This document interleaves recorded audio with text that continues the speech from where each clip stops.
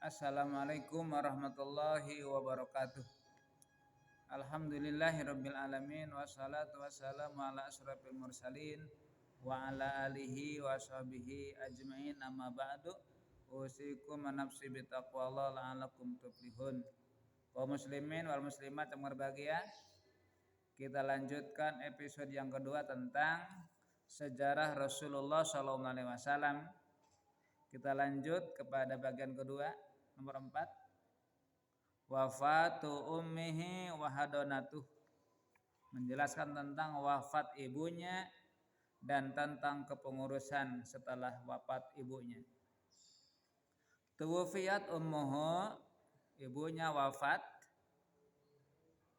wa huwa fi sadisati min umrih, sedangkan beliau sedang berusia 6 tahun dari umurnya.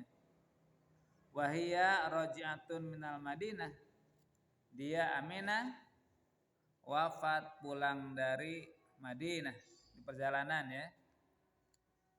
Wa qad dhahabat ilal Madinah li ziyarati qabri abihi, beliau pergi ke Madinah dengan tujuan ziarah kepada makom suaminya atau ayahnya Nabi Muhammad SAW. Wa maha jadduhu Abdul Muthalib, ketika bepergian ke Madinah dibarengi oleh mertuanya berarti ya, yaitu kakeknya Nabi Muhammad Abdul Muthalib. Wakila maha Ummu Aiman, sebagian sejarah menjelaskan bahwa dengan Ummu Aiman, itu pembantu Abdullah waktu dulu ya, dua kaul ya. Kaul pertama dibarengi oleh Abdul Muthalib, kaul kedua diadakan Ummu Aiman. Wa qad dufinat bil abwa, beliau Siti Aminah dimakamkan di Abwa, kampung Abwa. Di mana itu? Wahia qaryatun baina Makkah wal Madinah, suatu perkampungan antara Makkah dan Madinah, namanya Abwa. Itulah ya. Selanjutnya nomor 5, tarbiyatuhu wa wafatu jadih, kepengurusan Rasulullah dan tentang wafat kakeknya. Qoma, telah berjalan bitarbiyatihi, mengurus Nabi Muhammad, ba'da wafati ummihi, setelah wafat ibunya, jadduhu, oleh kakeknya Abdul Muthalib. Setelah ibunya wafat, kepengasuhan, kepengurusan digantikan oleh kakeknya itu Abdul Muthalib. Wa kana yuhibbuhu aktsara min hubbihi li auladih, beliau mencintai Nabi Muhammad lebih besar cintanya dibandingkan pada anak-anak sendiri.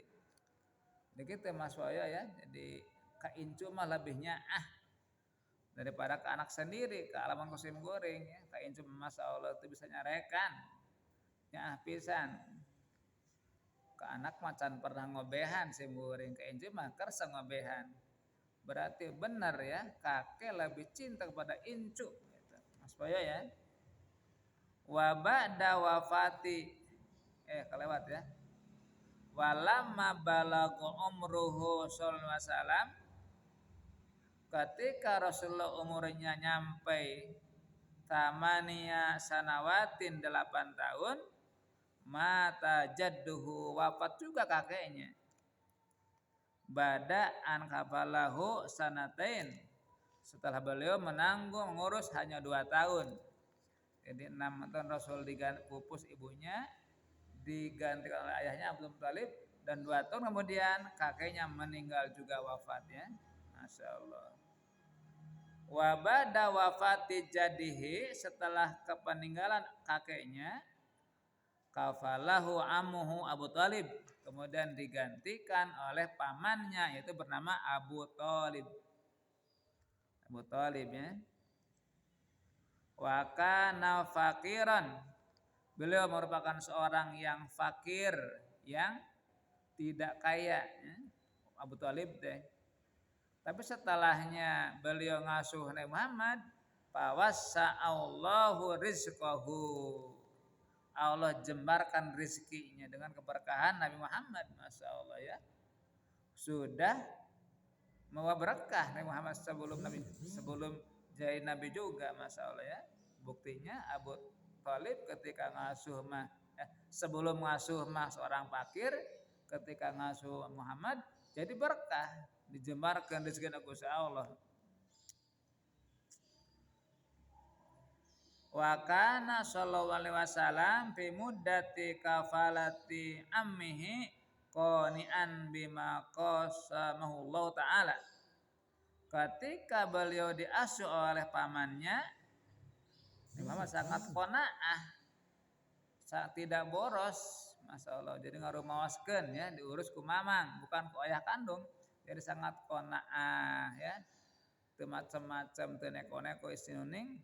Bager Nabi Muhammad ya.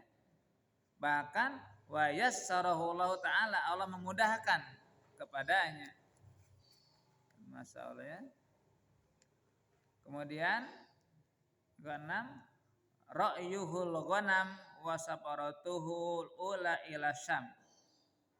Nabi Muhammad menggembala kambing dan berjalan yang pertama ke negeri Syam. Itu nomor 6 ya. Wa kana sallallahu alaihi wasallam fi sigorihi yar'al ghanama.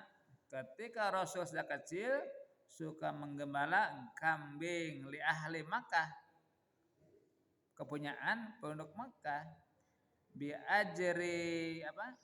ujratin, dengan suatu upah, ya'isu minha, sehingga dia punya hidup dengan ujrah.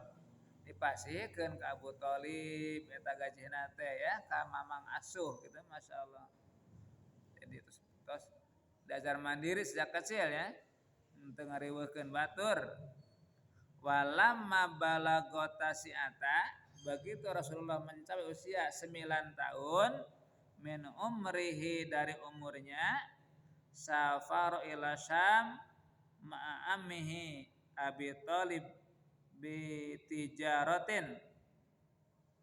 Ulangi, ketika beliau umur 9 tahun, dalam kisah yang lain adalah wakila asalisat asyara, 13 tahun, 2 kaul ya. Ketika umur beliau 9 tahun atau 13 tahun, dapat Quran yang lain adalah beliau berjalan musafir ke negeri Syam untuk berdagang dengan pamannya Abu Thalib. Walamma qaruba min Busra ra'ahu rahibu bi Buhaira. Ketika sudah sampai ke tanah Busra, seorang rahib namanya Buhaira melihat kepada Nabi Muhammad. Fa akhbara ammahu bi annahu sayakunu akhirul anbiya. Apaleun eta rahib teh bahwa itu anak sudah sesuai dengan ciri-ciri ahli kitab akan menjadi nabi akhir zaman. Kata rahib, seorang ahli kitab ya, rahib gitu. Sehingga di fa akhbara ammahu, disampaikan, hai Abu Thalib, itu anak siapa? Tolong, itu anak harus dijaga karena dia akan menjadi nabi akhir zaman. Gitu. Wa talaba minhu ayarji'a bihi khapan. Disuruh pulang lagi. Abu Thalib pulang lagi ini. Takut ada yang mengganggu, ada yang iri ya. Kata rahib, wayahna dijaga. Khapan alaihi min aduwin yatarakkabuhu. Takut ada musuh yang akan membunuhnya. Gitu ya. Wa qad istadalla ala nubuwwatihi bi alamatihi allati fi kutubi ahlil kitab. Rahib punya dalil, punya referensi tentang kenabian Muhammad, ditelaskan dalam ciri-ciri kitab ahlu kitab, dalam kitab Taurat.